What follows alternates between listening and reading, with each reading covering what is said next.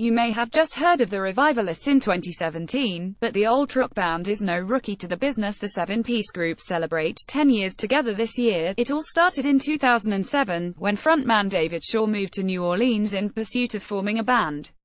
So where did the NOLA newbie begin the hunt? Craigslist. Of course, I had some really interesting Craigslist interactions where you don't know what you're getting into, Shaw says with a laugh. With rather bleak results coming from the internet, Shaw took to his front porch to work on some music, and as Zach Feinberg, now the group's guitarist, biked by, he couldn't help making a pit stop. Feinberg's bike ride turned into an unexpected and rather serendipitous moment as he helped finish up the song Shaw was working on. Feinberg proceeded to show off a little bit on guitar, and suddenly a quick stop be turned into an audition. It wasn't like a normal pick it up and play it like some cowboy chords. It was like, this dude knows what he's doing, Shaw recalls. This is no Craigslist guy. Their impromptu jam session was the beginning of a music-centric friendship. I think there was a sense that it could be the beginning of a really cool thing, Feinberg says, which involved countless open mic nights at a local joint called Checkpoint Charlie's. Subsequent jam sessions led to meeting drummer Andrew Campanelli, who led the guys, to bassist George Gex and keyboardist Michael Girard. Zach recruited his buddy saxophonist Rob Ingraham, and Shaw thought to wrangle former bandmate Ed Williams to play pedal steel guitar. Suddenly, Shaw and Feinberg's porch jam turned into a real music project. Their group came together amid the aftermath of Hurricane Katrina, and the state of their city inspired the name the Revivalists, to invoke life back into the city of New Orleans. When we formed, the city was getting back on its feet again, Feinberg explains. We're coming from that time and place in New Orleans, and we're playing music. That's a bunch of guys in a room playing instruments. It's part of what the band was founded on, just playing real music and believing what we're doing. While they've built a solid fan base in their own right, 2017 has brought the septet into the mainstream thanks to their poignantly jazzy hit Wish I Knew You, which Shaw actually wrote on that fateful front porch. Since then, track was officially released as a single in February 2016. The heartfelt honesty in the song's lyrics, combined with a catchy horn-laced hook, sent it to the top of the adult alternative chart in September 2016, and the hype has only continued from there. The song began getting spins on alternative radio, which eventually led it to the top spot of the alternative songs chart in May. Once top 40 stations added the rock song into the mainstream mix, the Revivalists even saw a stint on the Billboard Hot 100, and shortly after that, the song officially earned the group their first gold record. You always dream about stuff like that, you know, Shaw gushes. After playing various festivals as a full band all summer, including a magical recent set at Austin City Limits, according to Feinberg, which was a career highlight for the group, Shaw and Feinberg are headed to Napa Valley this weekend for Live in the Vineyard to play a stripped-down version of their typically rowdy set. Billboard caught up with the pair ahead of their performance to discuss the power of Wish I Knew You and how the song has changed the course of their 10-year-long career. What are you looking forward to with Live in the Vineyard? What do you feel your acoustic set brings to the audience to take in your music? Feinberg: we really enjoy doing stripped-down duo acoustic shows. It's a very warm, intimate vibe, and it leaves space for spontaneous improvisation. Also, you can't go wrong with Napa. Playing acoustically shows the strengths of the songs on their own without all the dressing. It's fun to carry a show naked with just vocals and acoustic guitars. It's a very pure musical experience. How has the success of Wish I Knew You impacted your live shows? Sure, everybody knows the words now, so every time we play it, it's just one big sing-along. It's one of those tunes that just feels good. We extend it and jam on it quite a bit. Live the record version, the one that pop stations play, is like 4 minutes. The version that we do live is 8 minutes long, so that's been really fun to explore over the past year. The song was technically part of your 2015 album Men Against Mountains and officially became single more than a year and a half ago. What is it like to watch a song that you made 2 years ago do so well 2 years after you put it out? Feinberg: we were and still are really proud of Men Against Mountains. We anticipated it to be our biggest release to date.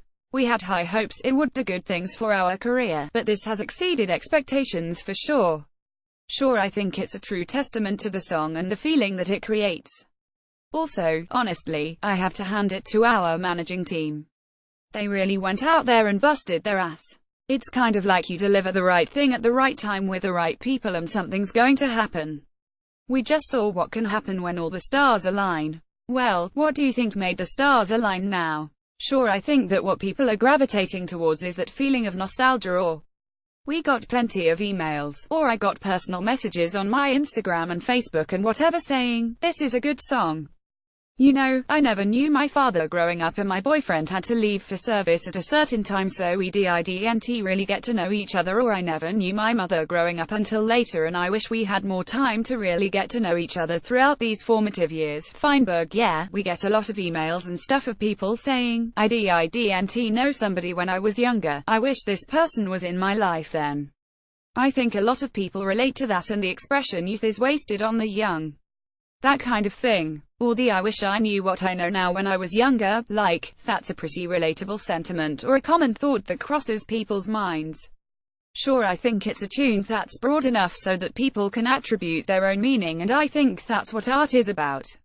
I know exactly what the inspiration was, and I think that when you have an idea and a piece that speaks in a broader sense and you can have all of these different avenues, I think that's when something really connects. We are all different people, we have come from all different walks of life and have different experiences. But when you can hone in on this one thing that everyone can have a unique experience and connection to, that's where the fire is. Has there been any response that has been surprising to you? Sure, when it first started happening, yes. I was just locked into my own feeling about it, and I really had to realize that it could transcend to other things. I hadn't thought about it that way, really. But I knew that it was special. I mean, it was special to me in the sense that it was a true feeling, and the song didn't come from any place other than love. It didn't come from a need to write a hit and further a career. It came from the need to create this feeling, to make this art.